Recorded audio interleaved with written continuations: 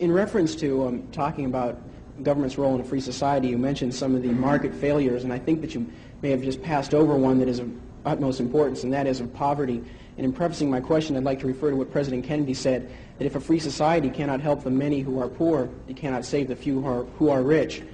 And to say that, well, we are a government of the people, and when there is a large sector of the people who are hurting, perhaps it is the responsibility of this government of the people to help out. Well, my question is regarding how free are the poor, how free are the unemployed, and how free are those people who are disadvantaged? Right. And so in reference to that, what is government's role? Sure.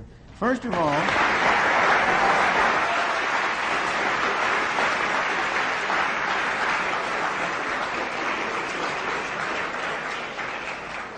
I'm glad to see one vote for the poor.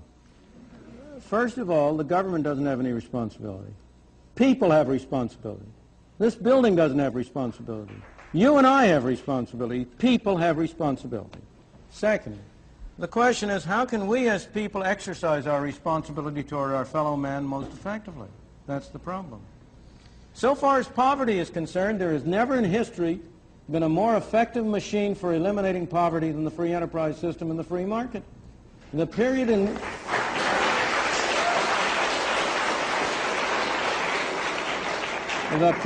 which you had the greatest improvement in the lot of the ordinary man was the period of the 19th and early 20th century. Those of us in this room are the heirs of that.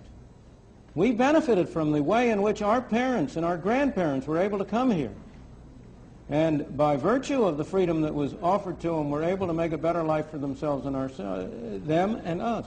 But next, if you look at the real problems of poverty and denial of freedom to people in this country, almost every single one of them is a result of government action and would be eliminated if you eliminated the bad government failures. Let me be precise and specific. Why do we have so high an unemployment rate among black teenagers? It's a disgrace and a scandal. Why do we have so high an unemployment rate? First of all, because we give them lousy schooling through governmental schools, which make them unqualified to hold decent jobs. And second of all, we require employers to discriminate against them by not hiring them unless their productivity is enough to justify a minimum wage. The minimum wage rate is the most anti-Negro law in the books.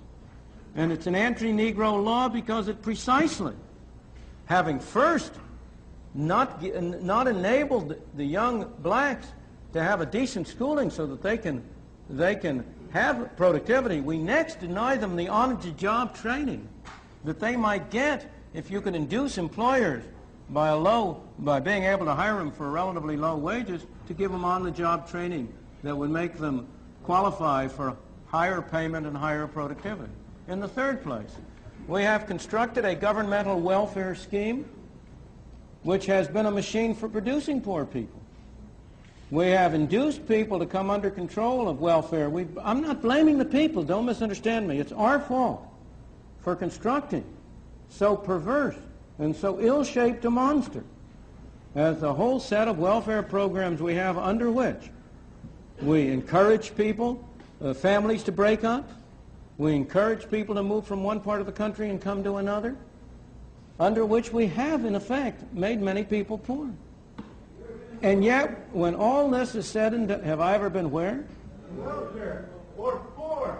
I have certainly, of course, more so than most of the people in this room.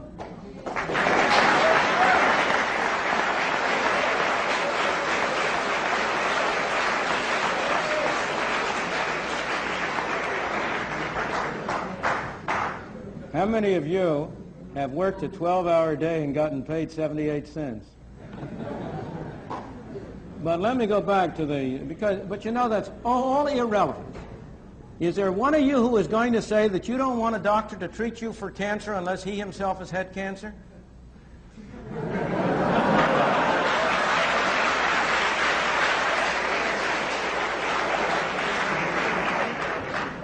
I could go down the line.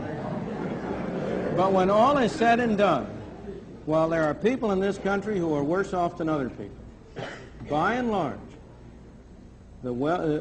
even the poorest people in this country are relatively well off compared to the conditions in many other countries in the world.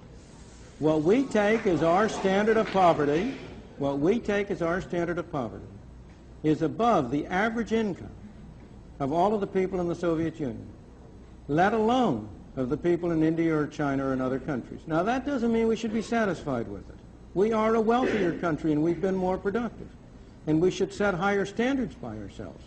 But by the same token, we ought to have a sense of proportion, and we ought to recognize both the source and the problem.